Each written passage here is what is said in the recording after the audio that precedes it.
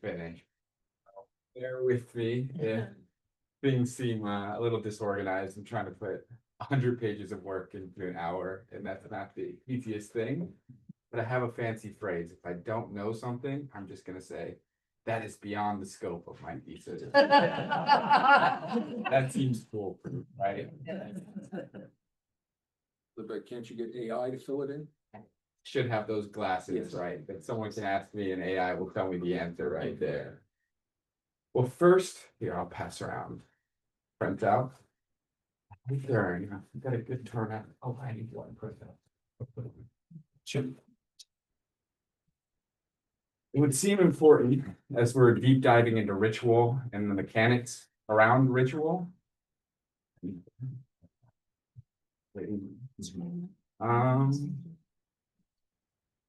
To define what ritual is. And so let's just throw some ideas out there. When you think of ritual, what are the words that come to mind? Doing something over and over again. Repetitive, right? Handwriting is awful, but Tradition, that's what I thought, it's a tradition, tradition. right? It's connected to something before us. Right. I was gonna say history. History, yeah. Let's do slash. Transition. Transition, liminality.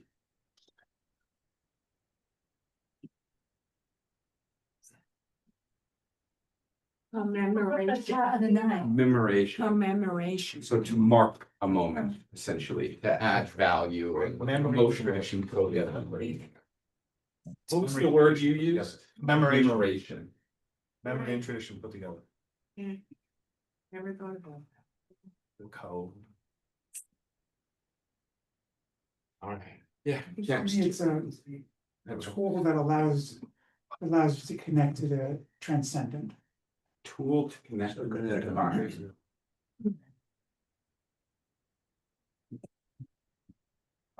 We agree. Hmm? We agree with the baby. Baby. Oh, the Yeah. baby. Yeah, we have all ages here. We have Summer, who's 2 months old as of 2 days ago, right? Yeah. Who knows where we go? Training, habituation. Habituation training. These are perfect words to get us into the thesis. Comforting. Yeah, it's comforting.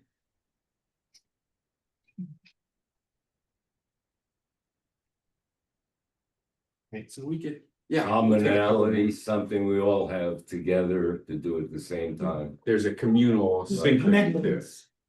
connectedness. Necessary. Oof. Necessary. Big claim, big claim. You're using my words. That's I'm a the strong prophet. word. I think after today, you'll feel it is somewhat necessary. Any other? Yeah, take one more. Oh, all right, so we have repetitive.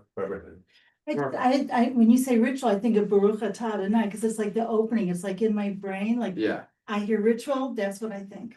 You know? sometimes we shorthand that, and my Yeah. handwriting's bad as BAA, so Yeah. Baruch Atah Adonai. Nice. Okay, so we have a pretty good understanding of ritual here. We have it connected to the past. There's a level of repetitive to it that's big. There's moments for transition, comforting, habituation, connectedness. The communal aspect is huge, and we're going to dive into all of them. And the big one, necessary. And I love that. It fits exactly into the thesis of what I'm working with. Of really, the premise is that rituals are not some relic of the past. They are advanced technology of transformation that are essential to us as people, as humans, and even beyond humans. We have examples of ritual being in birds and bees and apes and primates, that these things are not just necessary for us, but that these are amazing tools that we should be using for transformation. And the basis of the thesis is we can look at these, we can look at rituals and how they affect our body, and it result And we can use ritual in a way for more pro-social, more ethical, more empathetic behaviors in a way to boost communal cohesion, okay?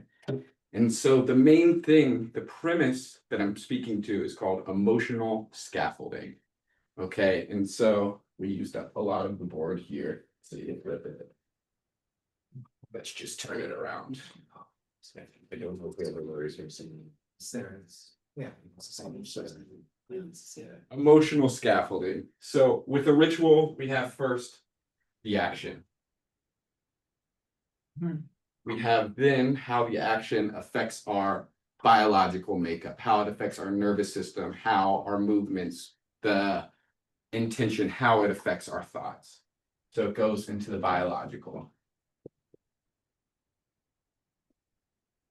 Next, that affects our nervous system. We have all of these different ways of how the outside world impacts how our nervous system is. When we're running, when we hear something, our heart starts to race, our stomach starts to churn. This biological response becomes a neurological response. Let's. Yes.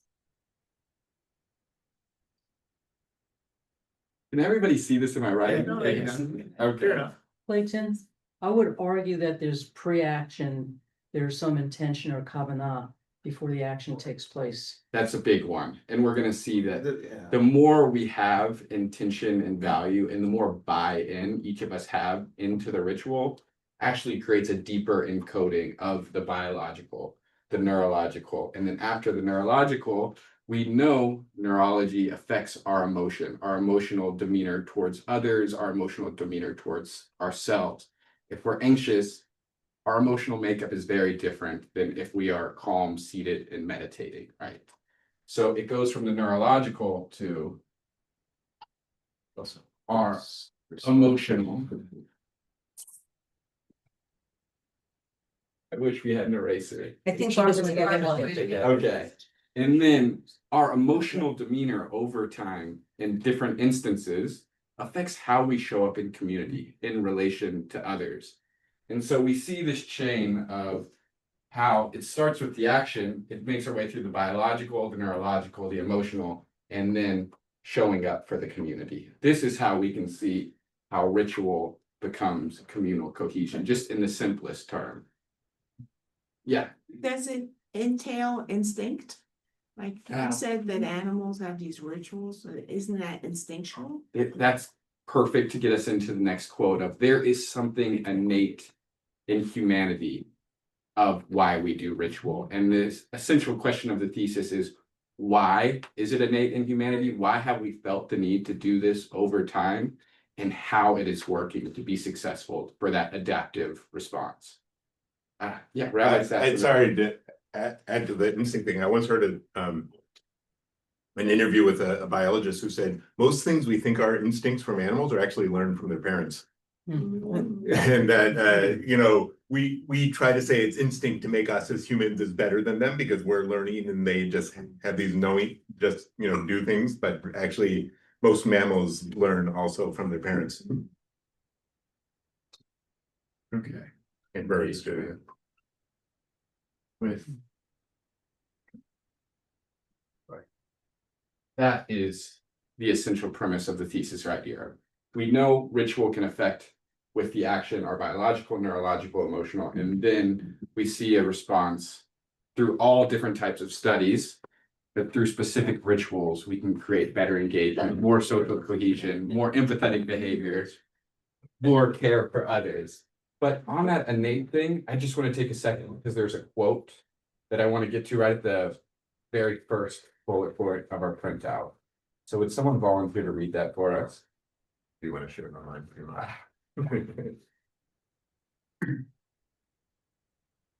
My grandma. Your grandma? Yeah, my grandma, I assume grandpa also tuning in. Okay, I love that. So yeah, we're at A right now on the sheet. Yeah, would you mind reading for us? Performance of rituals is as characteristic of human beings as speaking language and living in social groups. The modern attempt to downplay ritual is very unusual in the history of the world. Right. there are two huge pieces here. That ritual goes back to the earliest human civilizations, the earliest actions of humanity, that we have proof of ritual existing and ritual formulation happening. And that begs us the question, why? In the second part of this quote says the modern attempt to downplay ritual is very unusual in history. What comes up for you with that ending? What It's second part. what modern attempt to downplay, when you say Right. modern attempt to downplay ritual, like, Like when you see Protestants who say what the Catholics did is just made up, the rosary or all the different rituals, or especially what the Jews do. We don't need that because we've transcended it, right? That's a downplay, or modern Protestants downplay Okay. ritual, even though they have their own Or rituals. some of you say. The second part seems to talk of the hubris of modern science, the idea that modern science doesn't need ritual, any of that fancy dark ages stuff, all that wishy-washy magic, and it's just done away with it. Religious ritual has no need anymore. Yeah. Science can prove everything. We've gone into a very rationalist world that we need to prove A equals B or A then B equals C. If we can't explain that logical chain of thinking, our world has sort of gone away from that. Since Enlightenment, it's become much more rationalist thinking. Yeah. This might be off topic, but just like our children doing what we did, like our daughter doesn't celebrate the holiday with her family the way we did. Yeah, exactly. Even people are moving away from ritual, and we'll get to it, but there's this massive trend of people moving away from religious affiliation as a whole. So those are all things to keep in mind. Kim, did you I have was gonna something? say, not just the Protestants, but Reform movement. Right. Yeah. In part of the same milieu, Our yeah. same idea. Yeah. Wondering, maybe we'll get to this, what, Oh. Okay. I think there's also like a physical aspect to it though, people literally moving away, like in America in post-World War II, like the way that our neighborhoods are built, like with the move into suburban neighborhoods, like you're literally just not in a community the same way that you were. And so there are physical barriers to performing ritual the same way that maybe ancestors did. Right. Yeah. And there are these communal trends with the way our cities and suburbs are created, but also technology, right? I mean, we're so quick to FaceTime other people. So many people in the midst of COVID were doing Zoom to attend services, and even after, now that it was safe to go back, people still prefer to attend Zoom services over being in person. And so the entire culture of showing up in community and ritual has changed.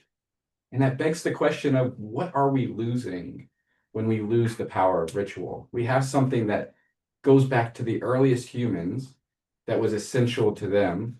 Why is it not essential now?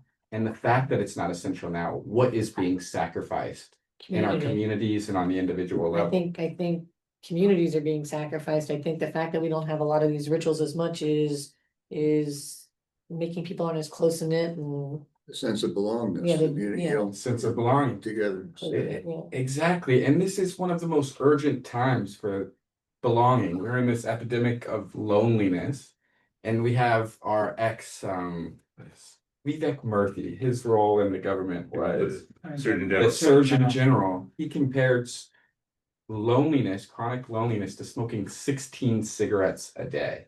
So there is such a physical impact, but the mental, emotional, spiritual impact on the loneliness we're feeling widely throughout America is impacting hugely. And so we have to think, how can we create more community, and how losing ritual is hurting our ability to create community that's actually helping the loneliness I think epidemic that's a lot stay of- firmly in place. I think that's a lot of what led, and it's funny, I read an article recently from someone who is no longer a MAGA, but I think that's a lot of why MAGA came about, is people were lonely, and so they all jumped into this idea of we're a group, we're doing something together, we're doing the same thing, and I think. Rally is the same thing as I shouldn't say the same thing. A rally is a church service. Right, so, and I think that's people are looking for that community, so that's why they're. And that brings up a good point. I'll take your question right after that. It's just a great transitional moment of ritual does not necessarily have to be good too. We can see the ability to affect engagement with community in Nazi Germany. I mean, Nazis were huge about strategic rituals to create communal cohesion, but encoded it in the opposite of pro-social, an anti-social way that hurt social communal cohesion and the way people show up for other people, humanity as a whole. And so if we can recognize the power of the reverse, we definitely can recognize the power of it for good, to be benevolent for humanity. The question we got into a little bit was, why now? Why is this so important? This idea of loneliness came up, but also religious affiliation. It's dropped 8 or 9% over the last decade, but spiritual but not religious, that category of people in surveys, that people are saying, I still crave spirituality, I am a spiritual person, but I am not religious, has grown 8 or 9% in the last decade. So that spiritual craving and yearning hasn't gone away. It's just looking in a different direction. And that begs us the question of, what about rituals? How can we adapt rituals to make up for that, to resonate with people that are spiritual but not religious? There's one philosopher that called this religious boredom, or ritual boredom is the term. And it's the fact that rituals either aren't resonant with people anymore, or the rituals we are creating are too outdated to speak to people. And so we have to take in this idea of ritual boredom. And the only way to do that is really diving into how these rituals are working, why they are working, and we can use those mechanics, those learnings, in order to polish better rituals to meet modern day needs of spirituality, even if someone is not religious technically. Are we following along there? That's a lot of frontal information there, but that is the charge. So we need to have good rituals though, not, so if we're gonna come back and try to get some good rituals, we need to find out the good ones as opposed to ones that take you in the other direction. Right. And More meaningful too. we need to encode rituals that are not only resonant with people, but that are encoding and using mechanics to make more social cohesion, to make more community, to make people more empathetic, giving, generous people in society, to make up for this fragmentation that we're feeling widely across the world, American culture as a whole. That is the urgency right there. Yeah. Like, I feel like, you know, a chuppah in a Jewish wedding, I feel like non-Jews now, like everyone wants a chuppah. They want that ritual. They don't even maybe know what it is, but it's a pretty thing. They have some kind of flowers or some kind of covering. They want the ritual, but they don't even know What it that means. Or Jews for a long time, I see it less now, wanted the non-Jewish ritual of, I now pronounce you, or fathers walking the bride down the aisle or something like that, because Jews are influenced by, wedding rituals of Protestants, Same with choirs, same idea. Yeah. Jewish choirs were influenced by big German churches having gorgeous choirs, and the Jews were like, wait, we can sing too. Yeah, we have Organs and- pianos and so it's all Pianos and Protestant organs. churches. Yeah. Yeah, and that brings up a big point that rituals are being created. We are in a culture where Right. ritual creation has happened for thousands and thousands of years, and we can track our history and see where these ritual additions were made. There is something really scary about recognizing our rituals did not come from Sinai, that it is not coming from the divine pouring down these things and saying, these are sacred acts, you need to do them. But there's also some power and agency in recognizing rituals were created by humans and from an innate need in humans for that social framework. And that we can make the changes ourselves. Rituals have naturally come from an experimentation process of, we saw what rituals worked, we're going to keep that. This part of the ritual did not work, so we're going to remove that or change this aspect. We are still in the process of ritual correction and formulating, and we should not take away our own agency of our role in polishing rituals, because that's how they came to be. Yeah. Do you think America, without having a established church, allows for more innovation in this area than maybe countries that do have an established church? That's a good question. I imagine so, that there is a freedom, yeah, that's outside the scope, but I think it's a good question. We have more freedom, especially in Judaism, where there isn't the archdiocese looking over, there's no authority in Jewish rituals, but in America as a whole, that there is more separation of church and state. Maybe a lot of That's a good question. evangelical, charismatic. When did Jews move away from sacrifices? When the Talk temple- about rituals. When the temple was. When the second temple was destroyed. But that's a good point. We were forced to make changes, and ritual changes are a response to Also. historical Abraham- changes too. Abraham tried to, was asked to kill his son and they substituted an animal. Yeah, exactly.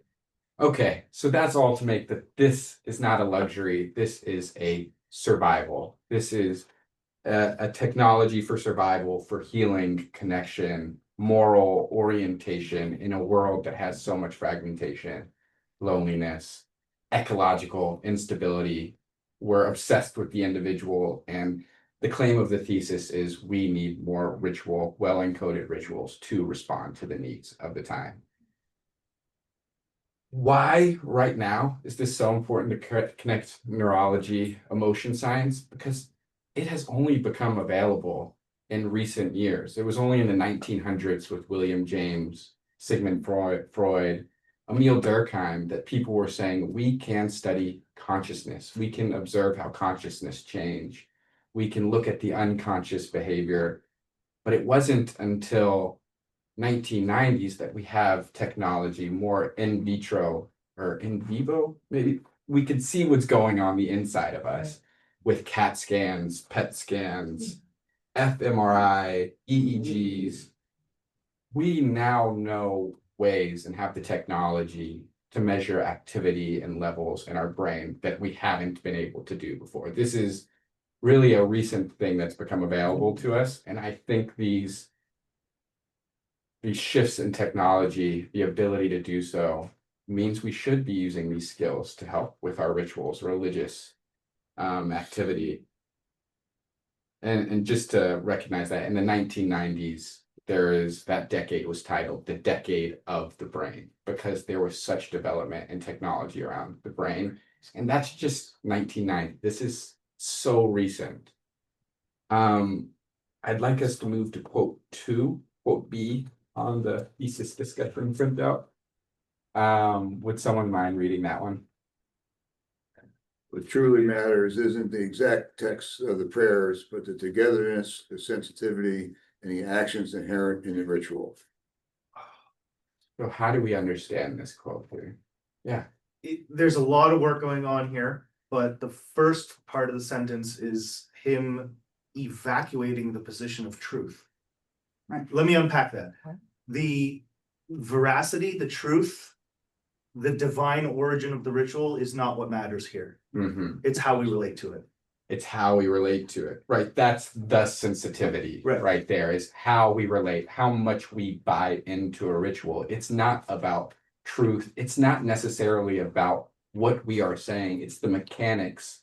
It's the choreography of it. It's showing up in community. That's so impactful. They have all these religious studies, statistics about how impactful religion is, about how it lowers our blood pressure, makes us less existentially anxious. But none of that matters just being affiliated with the religion. It's about if you are participating in the rituals, if you are showing up. Yeah. Sometimes I think, as someone who loves to pray and rituals, sometimes I think translating the Siddur is the worst thing that Jews did, because then once people didn't understand Hebrew anymore, of course, and then translating it made them know what the prayers say, and then they didn't want to do them. Right? I was gonna say, it's the exact example is that is praying when we do our prayers, like, I don't know exactly what a prayer, because I can read Hebrew, but I don't understand it. So. But I would say But we that all doesn't do matter. I know, but it doesn't matter, because to me, just singing like Legato D and Yeah. the songs that we all know, or Right. the tunes we know, brings us all together. It's not what I'm saying, it's. And whether we know it or not, it's interacting with the biological and neurological and how we are showing up in community, whether we know what the words are saying or not. Okay. It's not irrelevant, but it's less relevant than just showing up and being a part of the ritual. Yeah. The rituals are like a magnet that bring people in.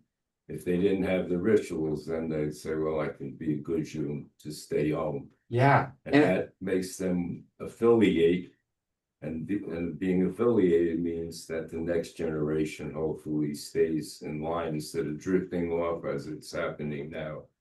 And it's more than just even bringing people together into a shared room. It's the ritual is actually impacting the amount of connectedness in the room. I could bring everybody in the room and we could do nothing. And yes, there would be a sense of community created by that, but we'll look at some of the studies that bringing people in, even if it's an arbitrary ritual about clapping 3 times or putting a bead to your forehead, there is much more social cohesion, interconnectedness, there's empathy, there's more willing to sacrifice time and effort if you add the ritual aspect to it. So it's that and some. Thank you. It's a quick question. Is it possible that ritual could dip into idolatry? I think that's beyond the scope. Nice first century Christian critique of Judaism there. Yeah. Totally. Barbara, did you have a question? You know, from a conservative background for the most part, and being in a reform background, one of the things I note that's hard for me, I'll just say, is that there's a lot less ritual that we're engaged in when we're in services in a reform community. I mean, we're listening a lot, and some people are singing, but I'm used to bowing and bending, doing all these different things, putting on a tallit, doing this, doing that. And I'm wondering what the impact of that is, and if we have more people coming into the reform movement for lots of good reasons, but what does that lack of ritual, at least as I understand it, do to us as a community? And, we also, as a community, are the largest givers to Chabad, so, which I think is like an interesting dynamic that we have less ritual, but we give a lot of our money to the people who have a lot of ritual. Right, and but like sometimes Chabadniks are, you meet a Chabadnik on the street and it's just do the ritual, like that's what they want, right? It's they know, and you see the guy that looks like ritual, if you will, they know that's a way to draw people in, right? I think it's a good question. I want to present just a question that got brought up in the midst of this discussion with each other. Was Rabbi Satz discussed how translation might have been an issue to bring in the Siddur. And as we're unpacking the mechanics of ritual and the impact it has on our body, is that demystifying ritual? Are we doing something wrong by unpacking the role of ritual, or is it actually deepening the mystery of ritual itself? Very postmodern question. Is anybody hesitant to unpack this because they see our rituals as sacred and we should keep the mystical element? In there's 2 parts to me. So I come usually to Rabbi on Saturday morning, and that's very intellectual and it's rational, and I appreciate the unpacking. But if I wanted to get a certain sense of otherworldliness or transcendent, I need to sort of suspend my rational self to kind of partake in that or that happen for me. So to me, I prefer Hebrew, to be honest with you, for that reason, and service. I think it's very fair. I think I guess the Hebrew is more like mystical and people get more out of just listening to it. But when, kids today hear, young people hear like about goats or whatever, or cubits or what, I don't know, it means less to them as when Chabad comes to you and says, let's, like a shared experience, like let's make challah together, or let's, do something, a shared experience that is more meaningful. You get more out of it than listening to the words that don't relate to you. And that's also something that's been coming up in these studies, is the amount of presence, how much you are actually buying into the ritual itself also impacts the impact. I don't know if this is important, but I think another thing that doesn't help me is I like the mystical. I think the mystical is a feeling that you can't translate. However, and probably a feeling coming from a mystic, from a mystical, person. I think that understanding has to be, you have to understand well ritual, Because sometimes when I'm appreciating something in synagogue, I want to think about it more and it goes so fast, the words. Well, I think you have to understand the ritual, I think there's an element of that. education. And I would argue that that mystical consciousness is hugely impactful. It changes people's lives. One instance of mystical consciousness, people will quote and refer to 2 decades later because that mystical consciousness is so impactful. But if we can unpack using these strategies to better understand, to go deeper into it, to create more mystical consciousness, is that not better for society Oh, than just having mystical consciousness coming during spontaneous moments? If we are more informed, is that not better? that's than what I'm just- saying. Yeah, I am agreeing with you. I think it depends also on what you're doing. It's interesting. One of my concerns I had with joining a Reformed temple, because I came from conservative as well, is in the conservative temple that I belong to, everybody sang and everybody participated in it. They may not have even known what it translated to, but they all knew the words from the Hebrew at least to sing the songs All the people versus. who were there knew the words. All the people who weren't there didn't know. But at a Reformed temple, because of the choir Yeah, and because of how prevalent the yeah. choir is, and it's one of the things that drives me nuts, people like stop singing. It's almost sometimes like they give you a look like if you're singing because you're interrupting the choir. And I feel that the ritual is participating. I'm supposed to be Right. praying, not listen. I would say that's less now. High holidays are different. I'm not to argue with you, but like sociologically, it's is fun. That's not as common in a Reformed synagogue, except maybe at the holy days. But in the high holidays especially is it's the one thing that hits me because I think singing makes me feel part of. But I will say, like a classical, if you were at the Great Synagogue in Vilna in 1890. Let's be quick about Yeah, this, sorry. so we get back to it.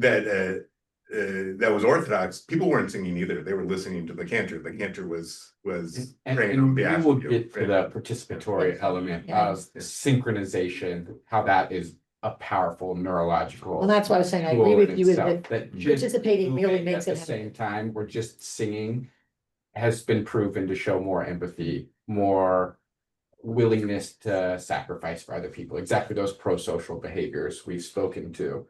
I don't want to get too bogged into the neurological aspect of it. I will refer to a couple things. And then if we need to inform the conversation more with technical terms like GABA receptors, amygdala, parts of our brains, we can add that in. But I'm going to try to avoid that for now. Right now, I want to explain one concept, and this is the vagus nerve, which the vagus nerve is the longest nerve we have in our body. It goes from our brain around our ears into our heart and stomach. But the important aspect of this vagus nerve is that it's bi-directional. Not only does our brain impact the nerve and then it responds to our organs, what we are eating is responding to our brain. So not only is the outside world impacting us, but our internal world is impacting this vagus nerve as well. The two main points of this vagus nerve is there is the parasympathetic and the sympathetic. The parasympathetic is essentially when you engage this part of it, it calms you down. It opens you up to other people. It's that state of calm you feel when you're meditating and things like that. That is where your parasympathetic vagus nerve, your vagal tone has that parasympathetic nature. The other thing is the sympathetic nature of our, what's it called? The autonomic nervous system. And this is the fight or flight. This is something that scares you, makes your heart race, gets you all amped up, lots of energy. The exact opposite of parasympathetic, the calm versus the fight or flight response. And we're finding that with the sympathetic aspect, you are closed off to relationships. You are so focused on just survival that it is all about the individual, the I, and that's the priority. When the parasympathetic aspect, it is shown you're open up to relationships, you care about other people more, you're more willing to listen to what they have to say. So a big part of community is engaging this parasympathetic nervous system. And we know specifically this emotion, awe. is so fascinating. We talk about it being the days of awe right now, but it's such an interesting emotion because it's emotion correlated with joy and happiness, but joy and happiness often engage the sympathetic aspect of gives you lots of energy. It doesn't actually calm you down. It wants to run around and energizes you. But awe is one of those happy weighted emotions that calms you down simultaneously. So it's a really interesting thing. And when we talk about rituals, sometimes that goal is awe. And we see it in our Sidurim because awe recognizes our own humility. If we're defining awe, it's exposing you to something that questions your understanding of the world. It's something that's so grand that it's hard for our minds to process. And we have studies now that we can see if we have more awe in our life, if we have more sympathetic, vagal tone, then we have more positive emotions. We have better relationships with other people. And now, because of technology, we can study that and prove that. But our rituals have naturally engaged this on our own, calming behaviors, meditation. The sympathetic part of the autonomic nervous system also gets engaged. It makes you recognize when moments are very important, like the shofar. When you hear the blast, it's going to engage your sympathetic nervous system. It's going to wind you up. We have this idea of it will awaken you. And so there are also religious, communal, positive impacts from engaging that, but more so we will focus on the parasympathetic part, the calming you down, the receptivity to other people. And some studies, they put some participants into an fMRI machine and had them do some prayer, chanting, ritual movements, basic choreographed things of rituals. And the regions in our brain tied to empathy lit up. Just the choreography of small ritual behaviors lit up in that fMRI machine. It gets more interesting as we try to engage the emotion of awe. There was a study where participants were asked to stand near a grove of towering eucalyptus trees for 1 minute versus a tall building. And then a researcher accidentally, an actor, drops a ton of pins next to them. The control subject, let's remember, the one that didn't have awe is who saw a building. The one who saw just a minute of eucalyptus trees were, what does the study say? They helped pick up significantly more pins than the group that did not have awe, right? So it shows that awe automatically leads to greater pro-social behavior, wanting to help other people. We can simplify that down. They showed some people, the non-control group saw space exploration, panoramic landscapes, Google Earth videos, and the others saw neutral clips that didn't induce awe. Awe viewers reported a stronger sense of connectedness, a diminished ego focus. They felt that their self was smaller. They were exposed to the vastness of the world. They felt smaller, and they showed increased belief in God or cosmic order. And so what that study shows is that awe quiets the ego and it expands your moral and spiritual perspective. The next thing, these studies go on. These are really interesting to me. So participants who received 8 weeks of mindfulness training, later in a waiting room, all the chairs were filled and someone on crutches came in.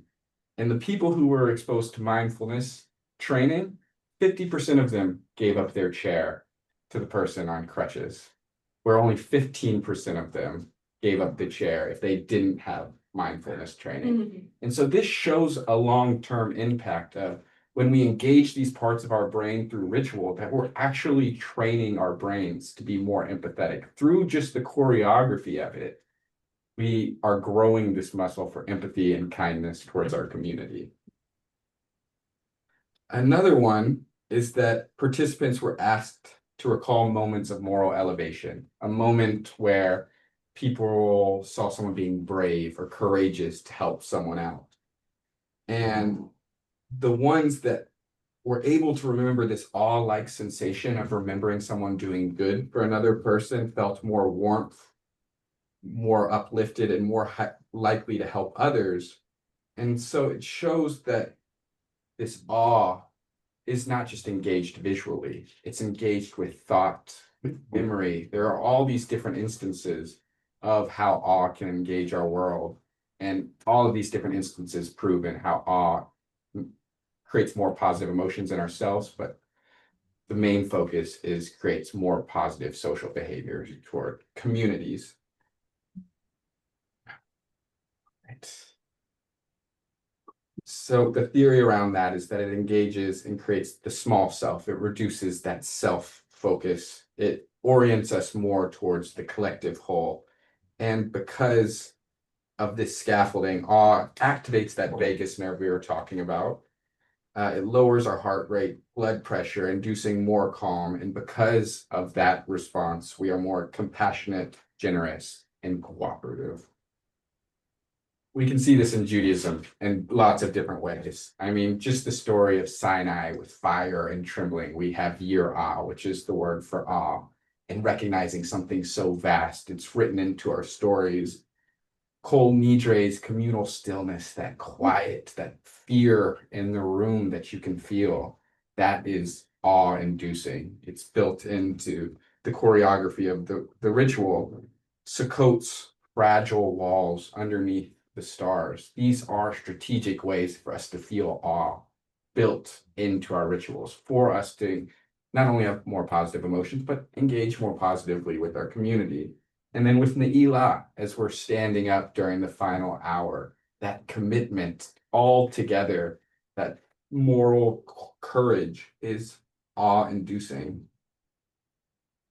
They say that awe is the number one thing against anti-narcissism because it diminishes the small self so much that if you can engage yourself with 1 minute of awe a day, you immediately become less entitled and more anti-narcissistic. Humility.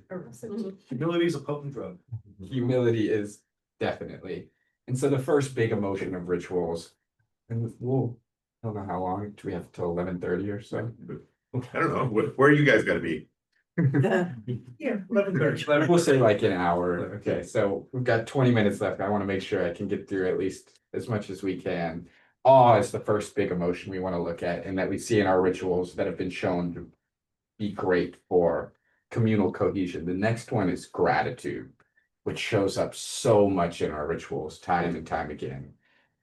And so participants in a study were asked to recall times when someone had helped them. And immediately in these brain scans, our prefrontal cortex lit up. And this is correlated so much with empathy. That's just the thought of thinking of gratitude immediately is stretching that muscle of empathy. And we can see it engaged in our fMRI machines and so much more. In a study, participants wrote about times they felt grateful versus neutral memories. And later they were asked to sort through data of surveys. The gratitude group spent twice as much time helping someone, giving free work to another person just because they engaged with gratitude previously than the neutral group that didn't engage with gratitude, that wrote about neutral memories. So we see that gratitude motivates costly generosity without the need for reward. Huge, just the idea of gratitude. The next thing is, once again, participants were primed with gratitude versus neutral states, and then they were offered the choice, a small immediate reward or a larger delayed reward. The gratitude group often chose the delayed reward much more than the neutral group. It shows gratitude builds moral patience, resilience, and more long-term orientation, less immediate self-gain, which is so important for being able to sacrifice for the community, to show up for another person. So why do we think gratitude is so impactful? What about gratitude? Does anybody have an instinct of why that could show up in our neural network in such a positive way and how it affects us so emotionally? You feel like you've done something for someone and you feel like you did something good, so it makes you happy. Yeah, or the reverse, that if you're constantly grateful, you're so other focused that you immediately are seeing the world not as an entitled thing, but that you are a recipient of something. So that's great. Anybody else have an idea? Yeah. Well, I also think that it's really important to recognize that gratitude is like, can be a trained reaction, like you can start to seek out moments of gratitude as an individual if you want to fill your cup with that type of, you know, appreciation, you know, it's, if you look for it, it's there. Yeah. You know, it's the glass half full, glass half empty, and you can make a choice as to how you say these things. And that It is speaks to the beneficial. muscle that in our minds, training if we start training our brains to look for gratitude and have these positive responses in ourselves, And it that makes you you're feel- actually, it's more it makes you feel accessible like to You're you. wanted, you're meaningful to other people, you're not just another, you know, they're recognizing you. And it advances your esteem, self-esteem. Yeah, it speaks on you being a part in a relationship, but also in that note, it speaks on dependency. That we can't create everything ourselves, that gratitude itself is showing that we cannot generate everything in our life. So not only is it relationship, but interdependence as well. Wards off depression. If you're grateful, you're not as depressed. I think there's lots of studies showing continuous feels gratitude really impacts how much positive emotion we have in our lives. You mentioned Durkheim, and he made his name in the field by proving, according to sociological statistics, that Jews and Christians avoid suicide precisely because of their ritual connection to their own community, as opposed to Protestants, who ended up suffering the much larger rates of suicide because they don't have the ritualistic aspect in their religion to create something larger and beyond them. So first study, I don't know, I think it was last year.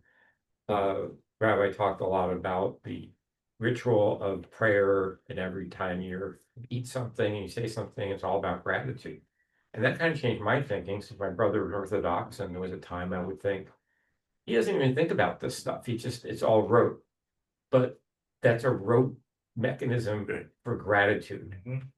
And it's beautiful, and it really flipped how I thought about that part of traditional Jewish religion. Yeah. And you know, we were just talking about entitlement. Gratitude is the opposite of entitlement. Right. If you're grateful for something, if you're not feeling entitled to it, it means it came to you with grace. And that's an important way to look at life, because if you're entitled, why would you be grateful? If you deserved it. And that's two big things. Neurologically, just to chime in with that neurological aspect, we have this thing called the default mode network in our brain, which is very much when that is engaged, it's I focused. It's more the autopilot. And they found that awe and gratitude significantly lessens the amount of time we spend in that default mode network. But we bring up some good points about how Jewish ritual engages gratitude in so many ways. And we can look at Jewish ritual as essentially a training ground for growing that muscle of gratitude that takes away from entitlement, that makes us more community focused. Before we wash our hands, there's a blessing for it. Modeh Ani is the first blessing we say in the morning. Gratitude is hyper focused in Judaism. I mean, with Hamotzi, Borei Puri Hagafen, all these different rituals are very gratitude focused. We can see the intuition of our Jewish ritual formulators. They knew about this, but we couldn't prove the neurological aspect of it until the next thing. So we have two emotions so far, awe and gratitude. The next big part of ritual that we found is synchrony. And that was something that got brought up earlier, the idea of singing in unison, how impactful that can be. And so there's been studies showing that even if we're waving our arm, there's no emotional encoding into the ritual at all. It's a total arbitrary Wave at a ritual. baseball game. Yeah, exactly. Things like that. It doesn't have to be religiously encoded or have that weight to it, but our hearts end up in sync with one another. Our nervous system, our brain chemistry becomes more synchronized with each other. And in that safety, people feel much more connected in community. So we take the religious aspect out of it completely. We still recognize how moving in sync with another person creates a significant higher level of interconnectedness. A study that is fascinating, this elementary school teacher split up two different teams, a green and a yellow team, and then split those teams in half. And of the half of each team, so the quarters, right? Not math oriented at all, but the quarters, one quarter was given rituals where they had to put a bead to their forehead or clap at a certain pace before they made their friendship bracelets or whatever it was. And the other just was charged with creating friendship bracelets. So of course, everybody on the green team favored other green team members, that there was already the interconnectedness just because they were also the same color. But it was significantly greater with arbitrary rituals of the clapping, the bead putting to the forehead, whatever it was, of feeling like they could commit more time, friendship, empathy to those other people just because they were charged with this silly ritual of maybe it was like it's hard to get exactly what the ritual was through the writing of the book, but essentially something silly, just another step in the process. And so another study was groups of strangers were instructed to march or sing synchronously, and others were instructed to sing out of sync. Synchrony group cooperated significantly more with each other once they were given step-by-steps, even if it was at a personal cost, even if they received less of a reward, even if it came with a time cost, because they marched together, because of their brain chemistry becoming more in sync, they were more willing to sit with the group. And yes, like I said, there's the brain waves, breathing, our heart rates, they line up with one another when we just start moving in sync. And that brings up an interesting question of why our body does that. And that's harder to know why that's been an adapted thing, why our biological systems have adapted that way. But what we know for sure is that it happens and that it creates people to feel more safe, more willing to open up to one another. Doing on time. Clayton, I think dancing, when you're dancing with a partner, not just, Yeah. rock dancing, gives you that kind of feeling, being in sync with another person. I think dancing is a great example, and that's such a ritual. And Maybe that's why they thought to really make the so point, they have was so gatherings where everyone's listening to their own music. Okay. Mhm. And you can't even hear other people's music. And everyone's just But as long dancing as and it people are still works. moving, yeah, I'm sure it does. And so this synchrony is this pre-verbal trust of like people willing to trust one another without having to verbally express it. There's that embodied attunement.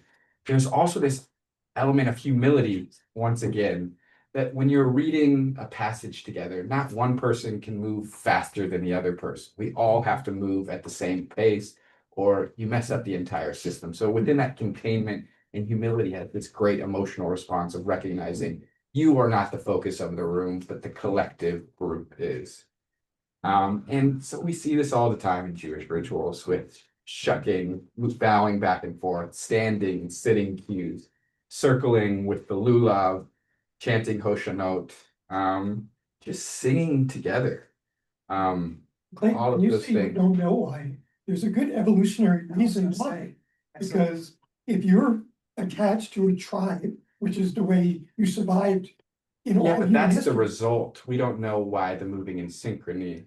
because people who moved in sync were more tribal and survived the lions and the But- battles of war. And that's the way the people in the army, when you go. I think the War, question is farm. being, the response is the adaptive, clear result, but we don't know why moving in sync became that adaptive response. Because people who moved in sync were more likely to move on to the next generation. Yeah, because the ones who survived were the ones who. I'm asking us to go before that, of not the survival instinct of moving in packs, of why moving synchronously. Natural selection. Natural selection. Anyway. Okay, and so the next thing that we'll bring up before ending and taking some questions of memory, repetition, and commitment. Rituals have a sort of sunk cost value to it that neuroscientists have found that if you commit time to something, you are more likely to follow through with it.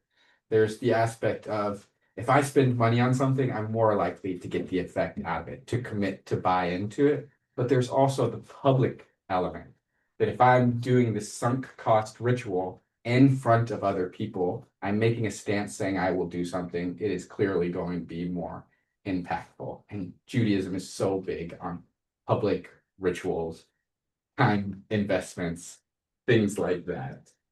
And the memory aspect, it's not just our memory, but there's a ritual memory in itself, that all of our rituals are connected to thousands of years of tradition. So it's not only our ritual memory we're connected to, we're generations, la door by door before, and because of that ritual memory, it has that much more of an encoded neurological, emotional response in each of us. 11:22. Does anybody have any questions before kind of start wrapping up? So when you talk about the Jewish aspect of it, I think there's a distinct difference between traditional communities and us reform and more, modernistic, whatever, communities. We keep changing our rituals to some level, for example, with music. So we change up the music to make it more interesting. And then people say, well, traditionally we sang it this melody for Don Alon or whatever. So we're intentionally breaking the ritual in Reform Judaism. Do you think that's a bad thing based upon your research? I think it's a great thing. I think with that ritual boredom we brought up, of rituals not being resonant, that we have to break and change rituals to fit our historical context, and that it's been proven that that's happened for the last 2,000 Depends how years. often you change, it depends how But often you there's change definitely the a- music like, because. We're assuming, quote, traditional people don't change rituals too. They just don't have the language of change, but they do change, right? Well, no, but it depends So- on how much you change music, like if you change it all the time, it's like kind of. Right, Right, but change that- is assumed, but each religious Yeah. ideology towards change depends on how much freedom there is. But I don't think there's a single religious movement that does not have ritual change.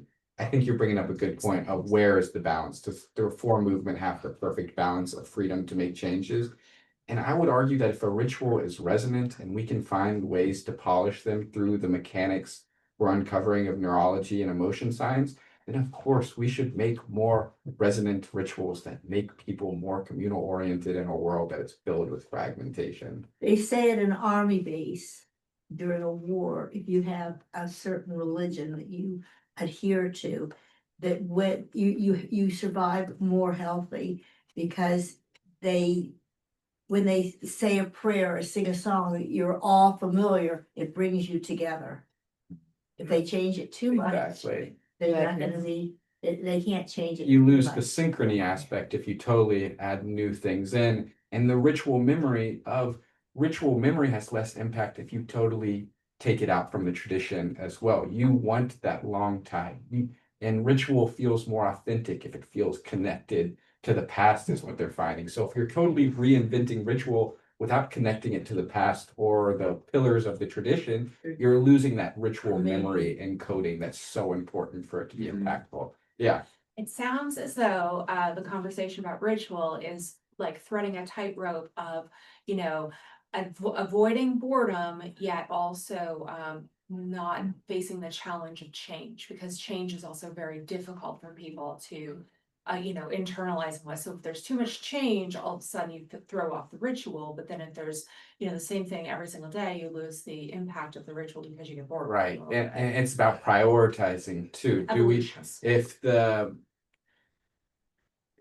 ritual memory is so important to us that we're not willing to make a change, then we're gonna stay in boredom, the ritual boredom. But if we totally lose that, if we prioritize the neurological things, then we lose that spiritual memory that I'm speaking to of connected to the tradition. I want us just to get to this quote at C. Would someone read that for us really quickly before we start wrapping it up? C. It is important to realize that authenticity in religious traditions is a feeling, not a fact. And so what do we take away from that? I think that's exactly what you're speaking to about the balance of needing to be connected tradition, but that we also need to recognize that these are human-made things. And so it's about engaging and making the ritual an impactful feeling, but also recognizing that this is not divinely given. Anything else to unpack from that quote before we? Who's the person that decides? Who's the What did person? what did you say? That's the person. In the modern world, each person decides on their own. That's, Right, but then you well, have a In tendency. a to world filled lose- with autonomy. Then you lose. And Yeah. Judaism has been living from the Right. majority choice, and so it's about introducing new rituals. It's using this to inform us, introducing new rituals, changing the ones we have, and if it's picked up and neurologically, communally effective, then we keep them, and if not, Experimentation. we let them go. That's how rituals have been created from the beginning. If it's successful, Yeah. you keep it. If you don't, you let it go. And if it's bought in by the majority, it becomes tradition, not because it was given by Sinai, but because of that majority acceptance. Do we make the changes in the rituals to interest the younger generation to make sure? I think that that's they exactly the conversation participate right like now. it? Is That's why we make reform the change. communities are struggling so much to get young engagement. There is that ritual boredom. That statistic of spiritual but not religious is totally hitting our Jewish communities. If we don't adapt our rituals to be impactful to the next generation of people, the ritual boredom will grow, the disaffiliation will grow. Judaism will have more fragmentation to it. And so there's a real fear and urgency just within our own small religious sect itself.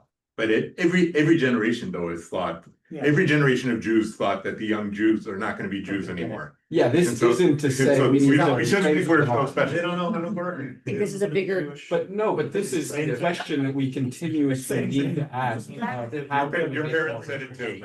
We have literally. All right, let's pull it together just for 2 more minutes and then we'll. Like Clayton, We've got one question here.